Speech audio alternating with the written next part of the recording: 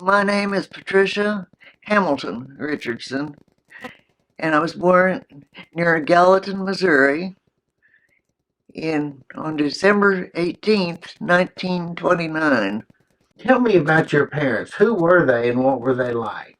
Mostly straight Ulster Scots, and mother was, they were teachers, daddy farmed, and mother taught third grade for years and years. Of course, remember, we were living in the Great Depression, and married women couldn't hold jobs because that uh, diverted a scarce item from the breadwinners. If you were married and had a child, you had to stay home. Well, we lived on a farm out east of Gallatin, this county seat of Daviess County. It was on land that had been in the family since about 1850, early 1850s. The farm was like most farms in the Great Depression. There wasn't enough paint on anything because A, you couldn't afford it, and we had a plague of grasshoppers that came and literally ate the paint off the buildings. I watched them when I was like 5 or 4. Wow. Well, tell That was me. what it was like. Um, it was like 150 acres, and they planted corn, wheat, not much wheat. This isn't wheat country. Oats to feed the horses. We had draft horses. Dad had a farm-all tractor.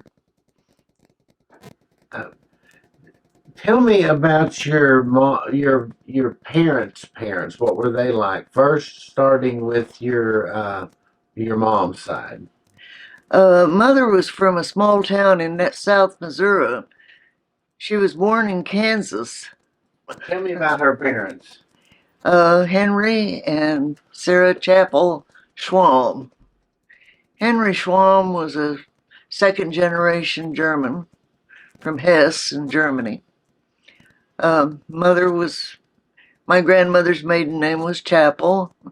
It moved to the Midwest from the South after the Civil War. No, before that, the Civil War. Her name was Sarah Chapel. She married her husband fairly young, and they came from around Muscatine, Iowa. When Mother was born, Florence Hamilton, she was born in Hope, Kansas. Interestingly, it was on a farm, and the neighboring farm was uh, inhabited by a large family, and their last name was Eisenhower. And they had a lot of boys. The boys all did quite well. Daddy, Loren Hamilton, was born in 1893, and he was born very near where I grew up, on a family farm. His father, Henry Hamilton's, farmed, taught country school for years and years,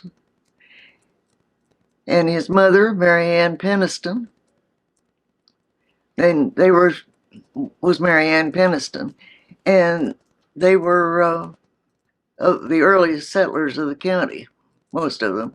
The Penistons were. Her grandfather owned the first grist mill in Daviess County in a town called Millport. We haven't talked about my great grandfather, who was Hampton Decatur Hamilton. He was named after Stephen Decatur, the hero of the War of 1812. He was born in 1824 in Daviess County and died in 1916. One of the big things he did, he was a 49er. He was the scout on a wagon train. It wasn't 49, I believe they actually went in 1850. Out of Westport, which is now part of Kansas City, by the southern route, and they had oxen. Well, they were going out to Sacramento because of the gold strike. In fact, there was an awful lot of it going on. I think there was kind of a depression going on at that time in the Midwest anyway. And of course, the West was where you went when you couldn't go any further.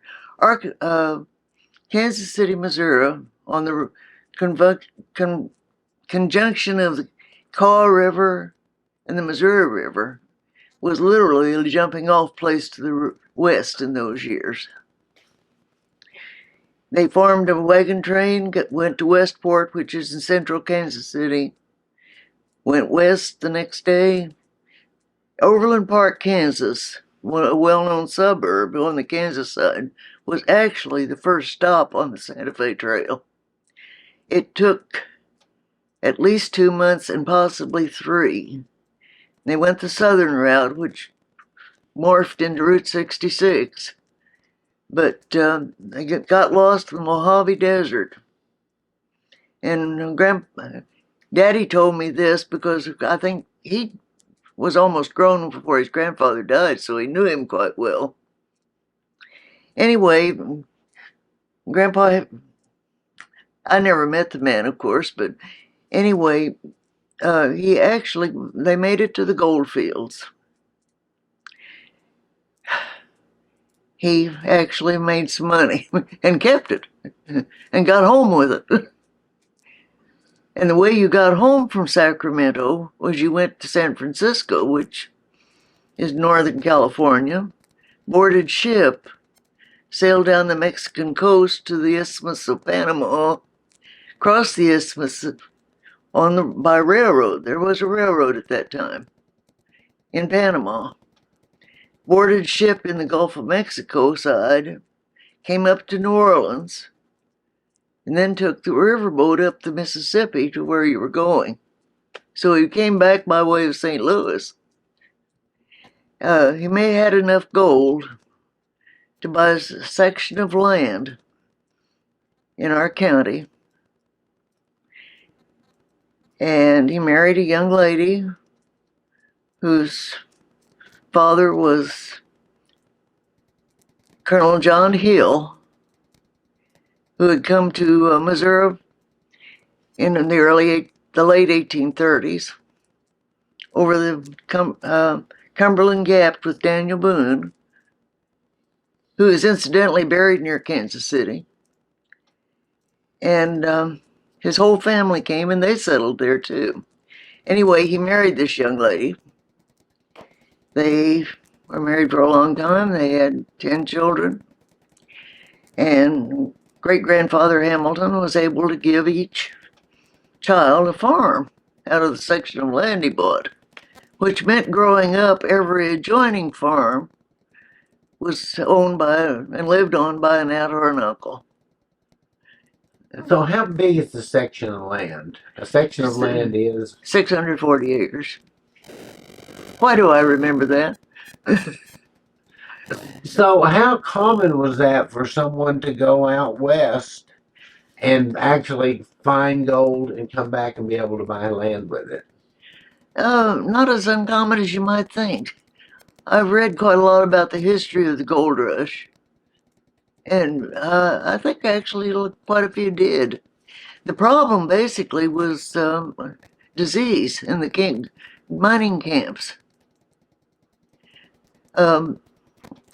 The leader of that particular group going to the gold fields was a gentleman called William Penniston, who was an uncle of my grandmother's. And he has an interesting history with the Mormon religion, but I'll go into that later. He died of cholera on the gold fields and is buried near Sacramento. Yeah. When I was in my teens, our county paper had a 100 years ago column, and it said 2 Gallatin young men went to the gold fields today. So it made the paper? 100 years later. So tell me, when you were growing up as a kid in Kansas, what was it like? What was life like day to day? Where did you go to school? What did you do? In those days, I went to country school. And no, I never walked to school in my life. We had it consolidated to a school district. Mother taught in it before I was born. Um, it it wasn't just one room a country school; it was two rooms. We were really uptown. Um, there were 6 little girls in my first grade, and we could all read because older brothers and sisters or mothers or somebody had already taught us before we got there. Um, I often think, though, that remember all of this, and I'm talking about the 30s, which we all remember as the Great Depression, except we did, most of us haven't actually lived through it. There just wasn't much money around. REA had not come through, rural electrification. And without power on a farm, you do not have central heating, you don't have electric light, you don't have indoor plumbing as a rule. And I'm no big fan of camping out, I can tell you. It takes real courage to go outside in the cold north wind. And it's very hot in the summertime. But anyway, it wasn't that bad, except that farm wives work incredibly hard. So, tell me what you mean. What are some examples? What did you see your mom and others do? I just saw people trying to make do because there wasn't much cash around. There's a very interesting book by Alistair Cook, who somehow during World War II was in Washington, and he was working for the BBC in the US at the time, the British Broadcasting, and he wrote a book about it, which got published very late. They found it in a closet in his room years later, about his travels. During the war, he somehow got the okay to get enough gasoline to get in the car and go over the U.S. And he hit North Missouri, and he was talking about how pretty the land was. And he was also talking to the farmers and how they were suddenly getting some money after the Great Depression, and the weather got better, the drought and grasshoppers stopped, and we had a war economy and they had some money. Everything got painted. But you're asking me what it was like. Well, remember, this is before we had a radio. It was powered by a wind charger, which was a miniature windmill on the roof of the house. We had a pitcher pump. No, we didn't have one, but Ron's parents did. Oh, we had a pump by the front door and a good well, and that was important. We had an ice box, and the iceman came by with ice in the summer, twice a week. A whole lump of ice. He just walked in your house and put it in your ice box and left. Even if you weren't home, still? Oh, sure. We never locked the door. You knew everybody anyway. And if somebody was stealing your chickens, they could find him immediately. Daddy they did a lot of bootlegging in our part of the world. You think it's Kentucky, but it wasn't altogether. Daddy said at the school I went to, if you knew where they were, you could stand on the steps of the schoolhouse and count about 27 stills out there. They could get more money out of that than raising the corn to sell it and selling it as corn. My husband, Ron Richardson, was a local boy. I went off to college after high school. He was the son of a local minister, very nice young man, but I never went to school with him, so I didn't meet him that way. He went away to another town, to a bigger high school. We went to the same high school, but never at the same time. And then he was in the class of 1945, and that was the class that young men got their draft notices along with their high school diplomas. And one of the things they did at that time was to avoid getting in the army and having to serve on land was to go to someplace in the Christmas vacation of senior year and enlist in the Navy, which they did. And then the Navy had you report to them immediately after graduation. So he'd been gone all those years, and I never really knew him then. Our parents were friends, but we didn't know each other. There was just enough time and a distance where we were at the same times, which is probably just as well. Anyway, he came home when I was a senior in high school and immediately became my boyfriend. And a year or so later, we got married, which wasn't unusual in 1948 or 47. I graduated from Gallatin High School in 1947. Next year, I went to Central Methodist College at Fayette, Missouri. It's now Central Methodist University, but it wasn't then. Our son was born 12 years later, so I had a lot of time to work and fool around. And So what did you do? What were some of the jobs you had before you had your child? Tell me that. my first and only child. Well, I had a couple of years of college, which was not unusual at that time. It was felt to be nice, but not obligatory. Girls getting 4-year degrees. There just wasn't much market for it. You were supposed to stay home, have the obligatory 2.6 children, and raise them. What I did, a lot of things. I realized that a nice liberal arts college, even if it was a couple of years, wasn't any qualification for any kind of job I could get, being a young girl and married. So I went to a couple of years to secretarial school. We were living in Kansas City at the time. And I was secretary to a bank president. And I worked at Cargill Incorporated, the grain company, down on the Board of Trade, which is fun. I was deputy to the county clerk in Daviess County, Missouri, and the courthouse gang. We were all like a bunch of nice ants.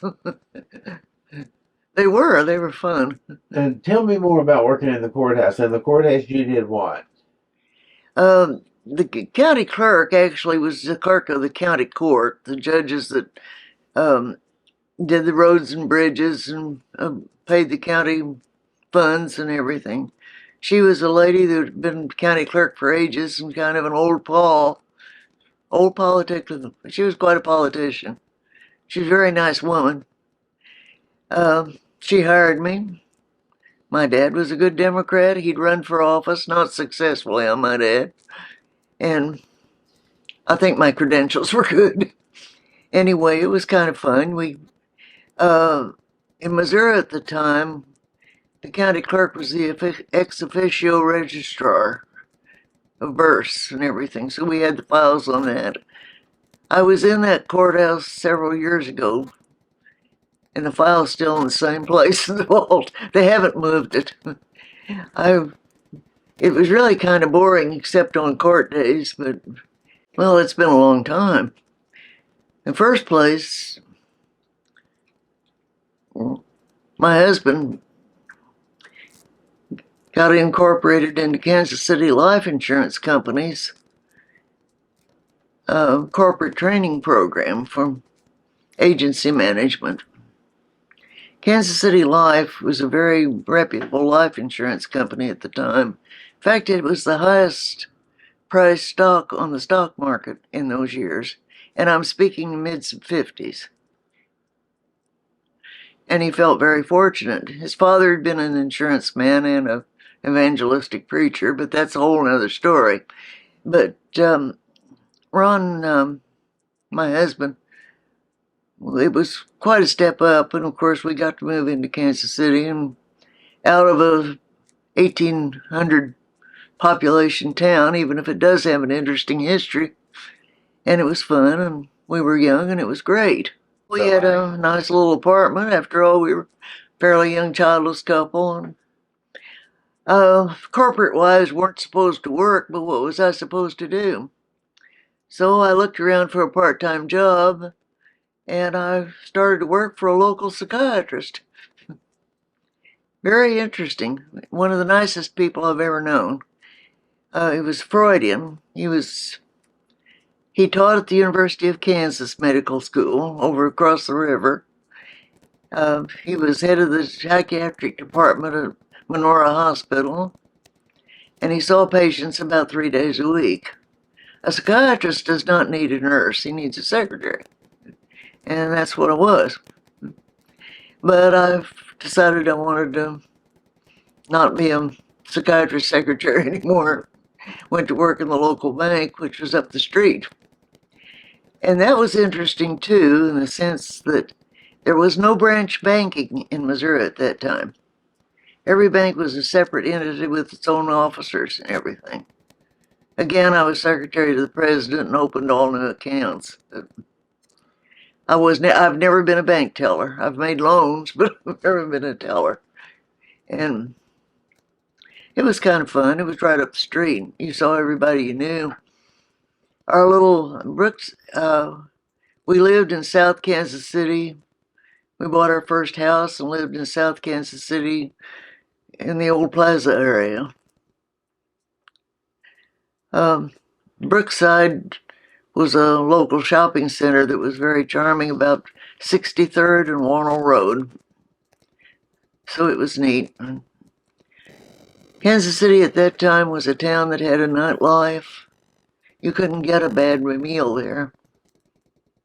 Some corporate changes took place in Kansas City Life, and he got a better offer at Union Life in Little Rock. We moved there. And that was in 1972. Our only child, Ronnie, was born at St. Luke's Hospital in Kansas City, December 17th, 1960. So by then we had an 11-year-old boy.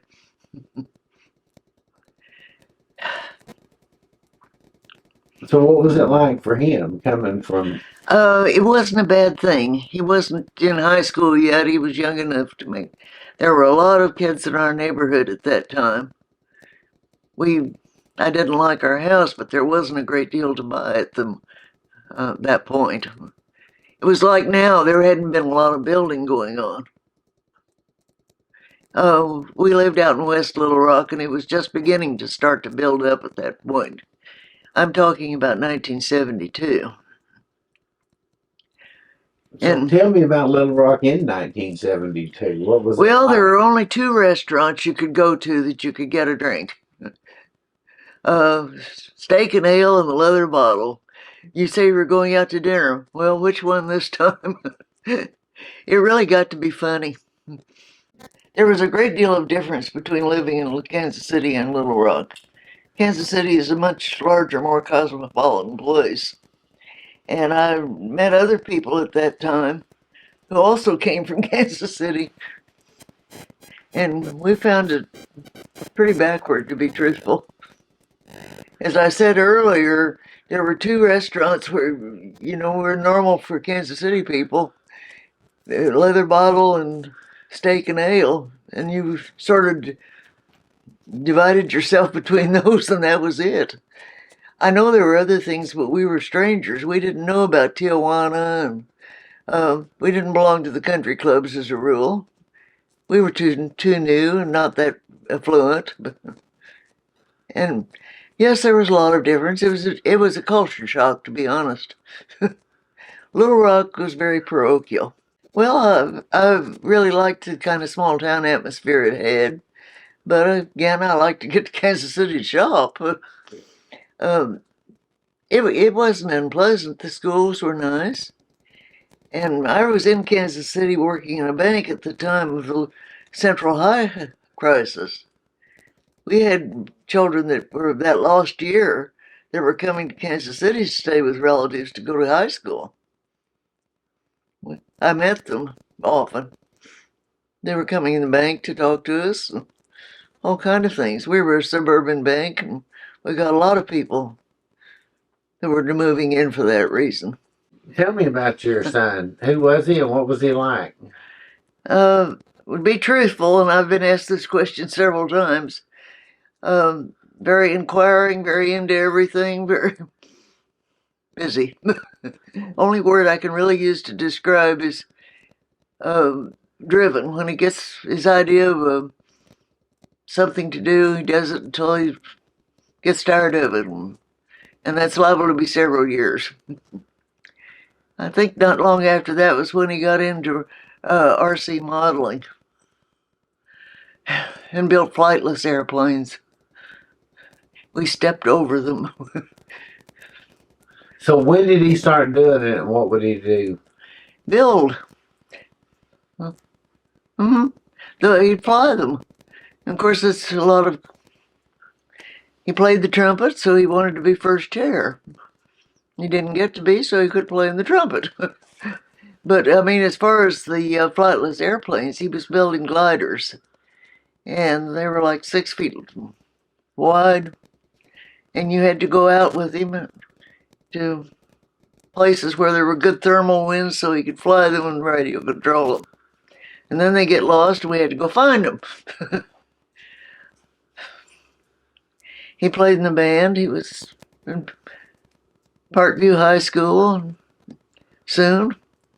Ron was this was really the long hair era, and he wanted to have it when he was before we came to Little Rock, but I wasn't letting him grow out because I told him he wouldn't keep it clean, and he wouldn't have at that age. Well, you can grow it out if you keep it clean. And if I thought he wasn't, I'd just sniff the air delicately and he'd immediately go wash it. His father hated it so bad that after he grew up and left home, he found and destroyed every photograph of him with that long hair. He finally got it off in college. He didn't have it by the time he got out of Hendrix.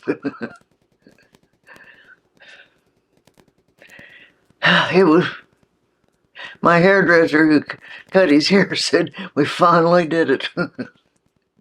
He said, "I don't think he's going to die because he lost all that." He looked much better, much. Our son, and he's called Ronnie because his father is Ron. Their legal name, each one of them, is Rollin, Rollin. And son married a girl from Stuttgart after college. They were both, I think, 25. Her name was Lisa Hudgens. And about 7 years later, they had a little girl. And her name is Sarah, and she's our only grandchild. She graduated recently from the University of Alabama, and then from Alabama Law School. And she's now an attorney at a firm in Gainesville, Georgia, specializing in family law. And last year, about soon be a year, we have a new little granddaughter, my great-granddaughter, named Charlotte, Charlie for short. And I'm not sure she's not already walking. Haven't heard yet, but it could have happened yesterday. And of course, we think she's adorable. Whether she is or not, we don't know. We think so, and that's all that counts. What advice would you tell her or maybe others in your family that you would give them?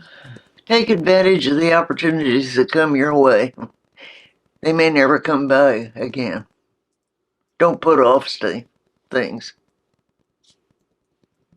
Don't put off opportunities of things you really want to do. Give an example if you can think of one. Well, the other thing I was going to add to that is if you're imaginate enough to visualize it, you can have it, but you may have to wait a long time. He's always been a pretty good driver. He's taken a lot of art courses in college just because he wanted to do it. You know, he said he'd probably never have another opportunity. And I think he derived a great deal of satisfaction from it, a great deal of, well, patience and handiness, good qualities, relaxation. He likes to do pottery. So, are you maybe saying it's important to do things for fun? It is important, I think. You live a very arid existence if you don't and can't. Or can't find time and will to make some time for yourself. You really must.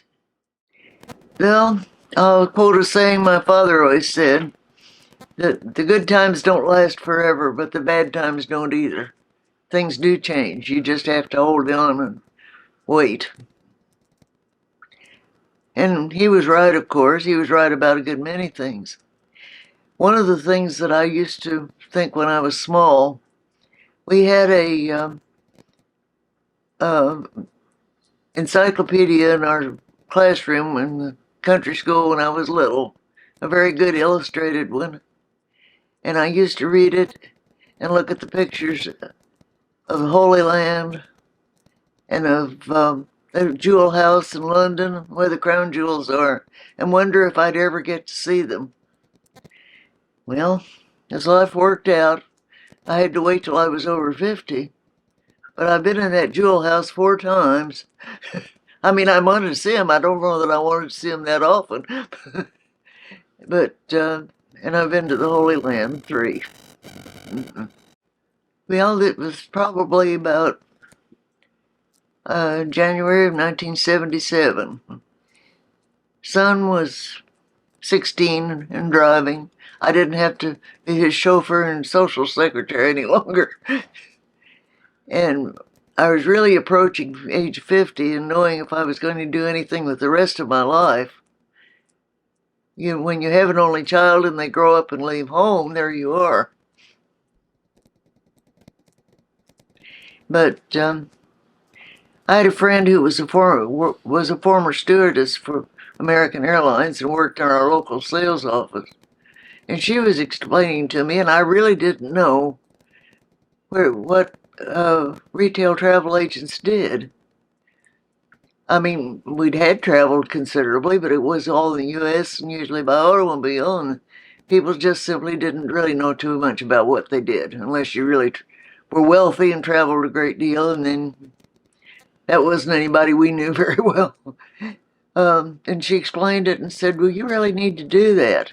And this was just when people were really starting to go places by airplane. I'm talking late 70s, but it wasn't one of those everybody flies and there's no other way to get there. That came later. Oh, you just love it. You get to do all these things. And contrary to popular belief, the what we call familiarization tours, fam trips, are not free. I'm going to clear that up at once. And they're put on by the airlines and by the hotels and tour companies to enable agents where at that time 70% of the business that came to them came via us. So it was well to cultivate us. And we needed to see it. The saying was you couldn't sell it if you hadn't seen it. I thought, oh boy, that's for me. But there was no school for it. There were, but there wasn't one in Little Rock at that time. So I had to find somebody that would hire me and let me learn on the job. That took a while, but I managed. The rules were at that time that you could not actually travel as an agent. That is, the airline discounts and all the things that came to you because you did. And of course, you don't get that immediately either anyway. You get it when you have a proven sales record. They don't want you going to Africa on their nickel when you're not going to sell anybody on Africa. Anyway, I did, and it was a long, hard year. I worked at below standard rate just to get there in and learn. Back then, this was before all agents were automated. Airlines didn't really operate too much on computers. And I'm talking in 77 to 1980 was when everything was starting to get automated.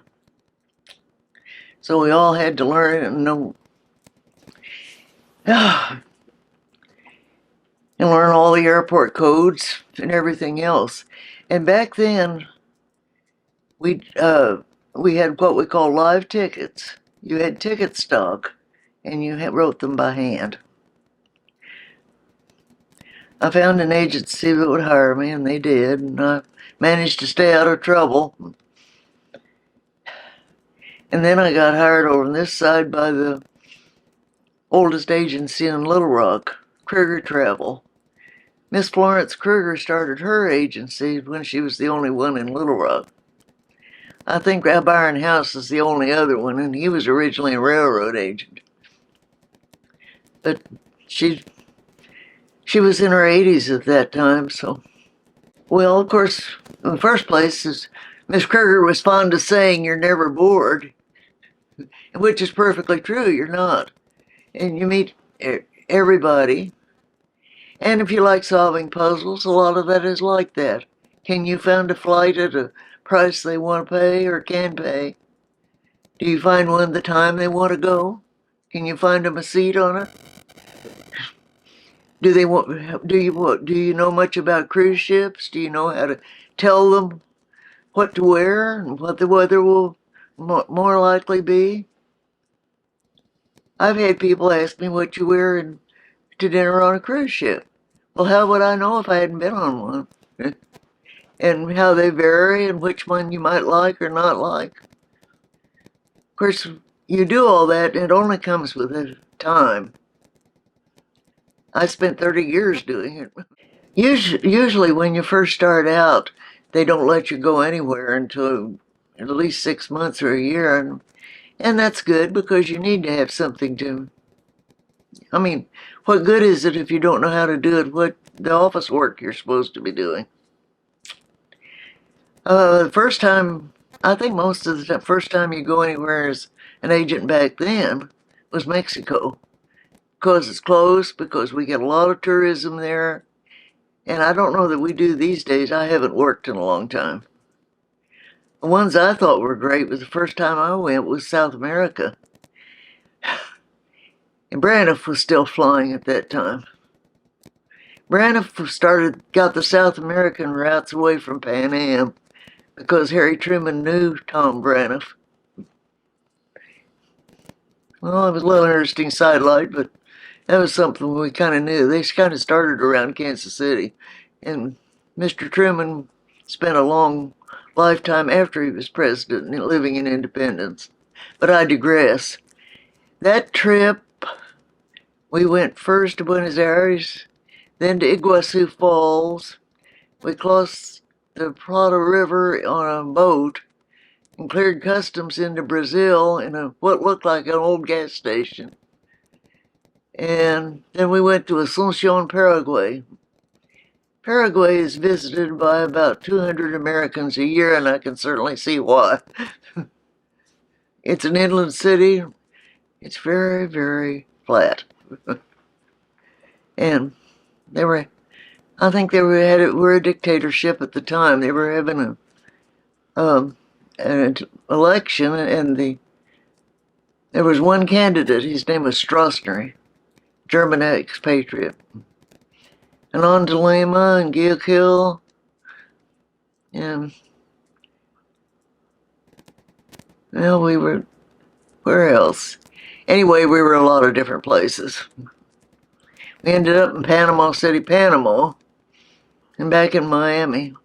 I think we covered 6 cities in one day. We looked at hotels, we looked at the local, we ate the food, we went to the museums. Well, and it was great, but I've never been tireder in my life when I got home.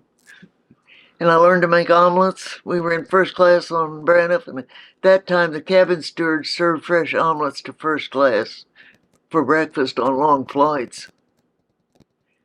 That kid was good. He really knew how to make an omelet. Well, you learn interesting things that way. Tell me more about other trips you take. Did you take some, other parts of the world maybe that were? Oh, I took a group out of Stuttgart to Cologne, Germany for a week one time. 57 people. And it was cold because they wouldn't go except after deer season. They were visiting Hochner Humboldt Deutsch Company, which manufactured irrigation equipment out of Stuttgart. We had a nice group. We did the best food in Germany is the executive dining room of KHD. It was wonderful. We took our group up the Rhine and saw castles and all kind of things. What about the things like the pyramid, the Forbidden City, some of the elephants? Tell me about some of Oh, those trips. well, I was thinking about Cologne and it was great. And then we went, oh, I've been on about 6 Mediterranean cruises. And now that is my favorite. Usually they're about 12 days and they normally, let's see, we've sailed out of Lisbon, I've sailed out of Barcelona, I've sailed out of Athens several times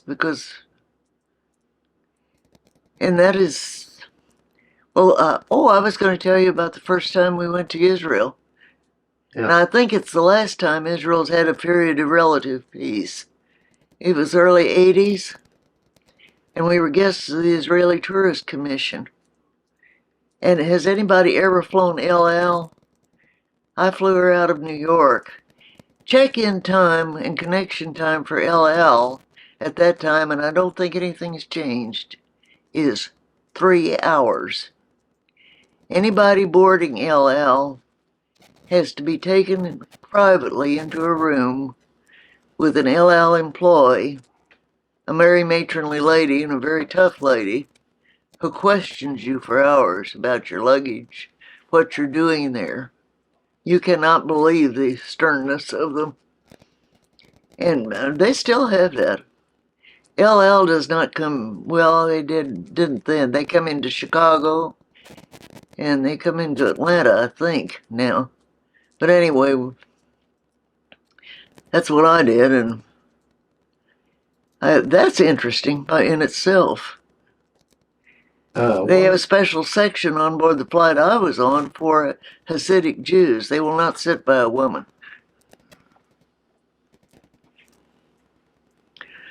And anyway, we toured all of Israel. We went as far south as Masada. We went as far north as Beirut. And we saw the Israeli Navy. It was 2 gunboats on the Dead Sea. Where's this from? That's from Egypt, I think. Yeah, it is. So if I showed you some of these photos, tell me about what they are. This is okay. So just go through what are these? This was in Egypt, and I went there on a cruise, and our stop was in Cairo, and we overnighted there. And I think we were out at the pyramids, but I don't see them in the background. Oh, that's in Upper Thailand in Chiang Mai at an elephant camp. And that's Louise Bone from Fayetteville on the elephant with me. The Mahout got off to take her picture. Oh, that one is in the inside of the Forbidden City in Beijing. Not the outside that you see, which is Tiananmen Square, but the inside after you're just in. The entrance is behind me.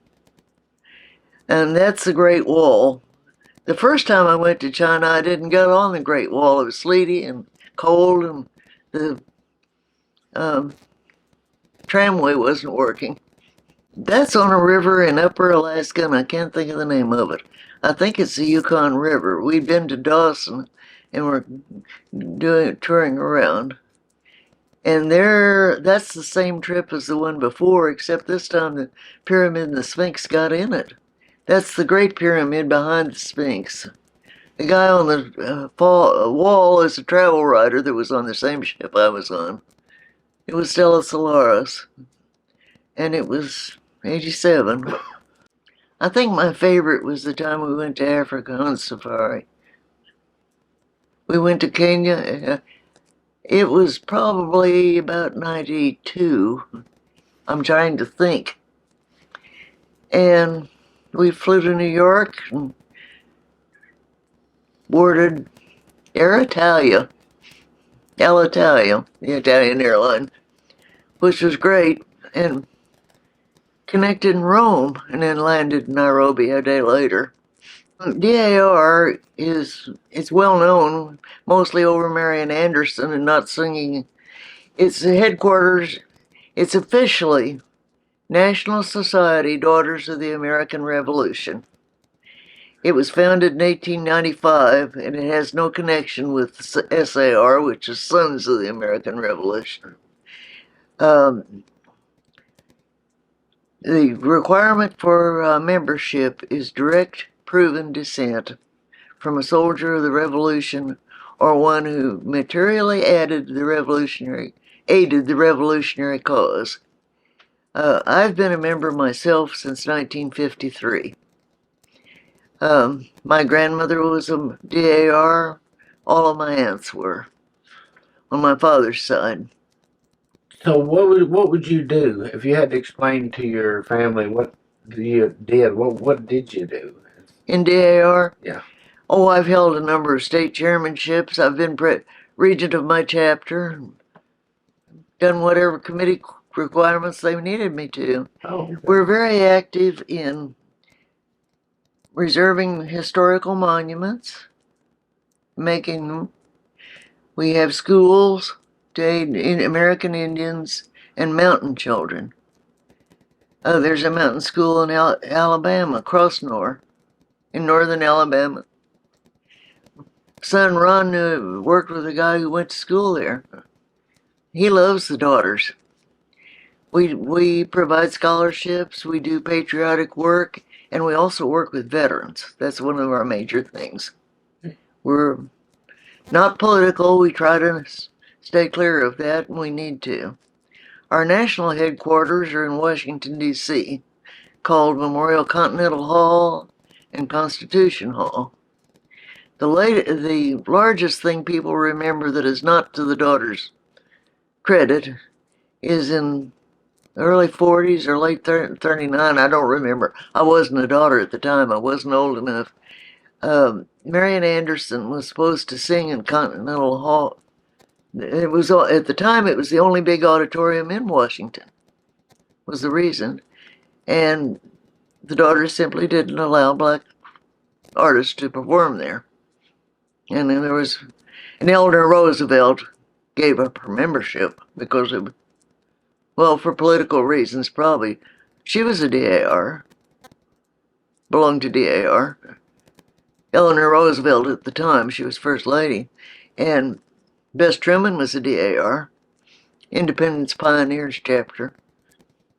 But I've been a member of a Little Rock Gilbert Marshall chapter since 1973. But I was a DAR long before that. I never served in a really large capacity because I've been doing all these other things, and it can be very time consuming. I've been a page at Continental Congress, which is our national convention, 50 years ago.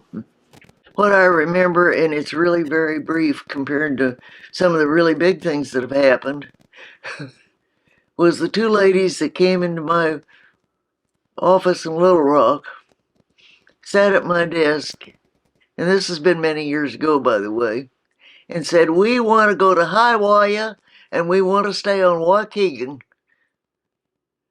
Well, I kind of looked at them and I said, "All right."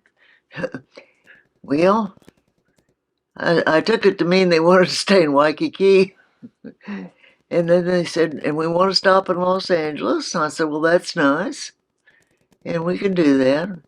And is the flight from Los Angeles to Hawaii nonstop? And I refrained from saying, "Oh, God, I certainly hope so." But I had a map over my desk, and I said, "Well, there really isn't any place to stop in between, so of course it is." They looked at it. We got them set up. And They loved it and had a good time and came back and they really liked it. But I really had to stop and think what they meant. um, I was thinking about the time that I had some people on TWA and they got to Johannesburg, South Africa and lost their tickets. And this is when tickets weren't a confirmation from the computer. They were handwritten tickets and each coupon was just the same as money. There was a coupon for every leg of the flight.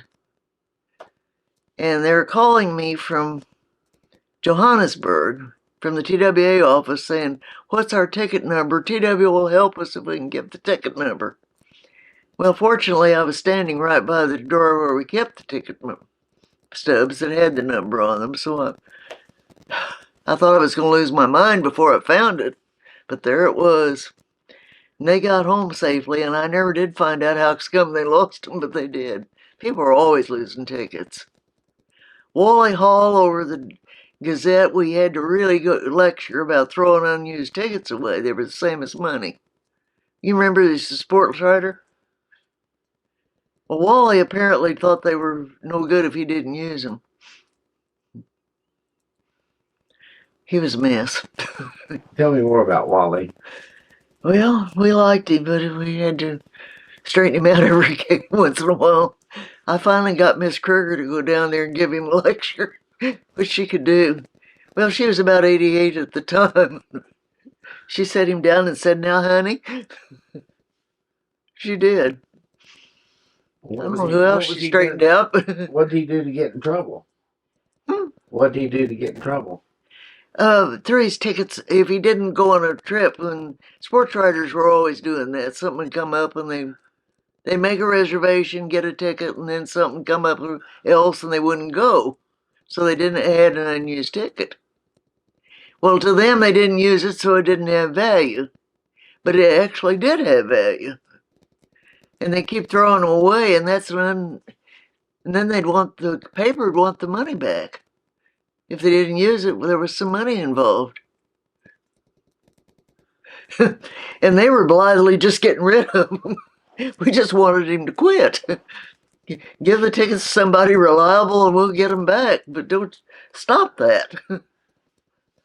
Well, I'm thinking about the time the people that ticketed us going to Kenya, we went back and connected in Rome, and whoever wrote the tickets forgot about the overnight. We had an overnight flight, so the next flight should have been dated the same day, the next day.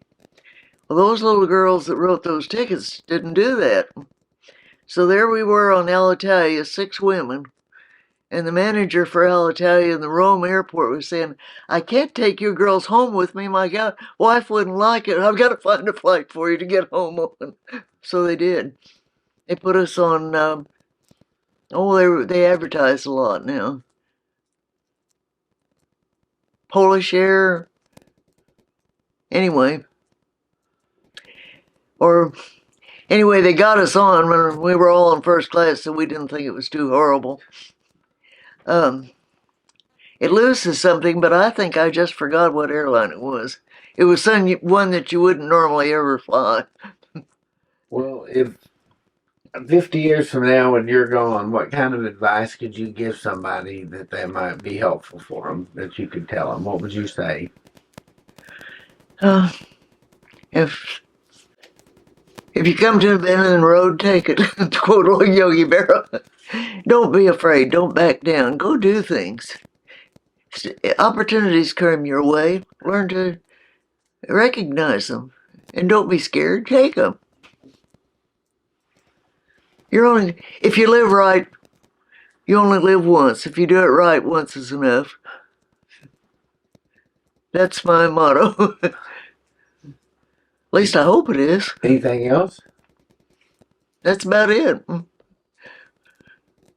Be nice to other people and they'll be nice to you. I've literally never been lost in a foreign country, even though I don't speak any foreign languages.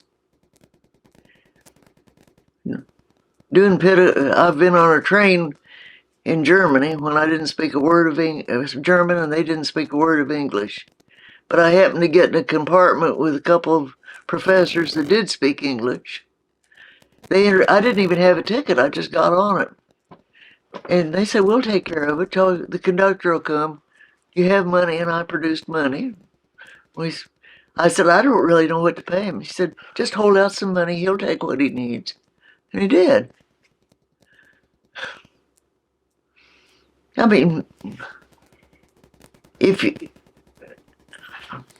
I think I must lead a charmed life because I've never really gotten in any trouble. If I needed help, help appeared. A positive attitude helps a lot too. And if you want to get an upgrade, you ask politely and don't wear denim. Dress nicely and ask politely.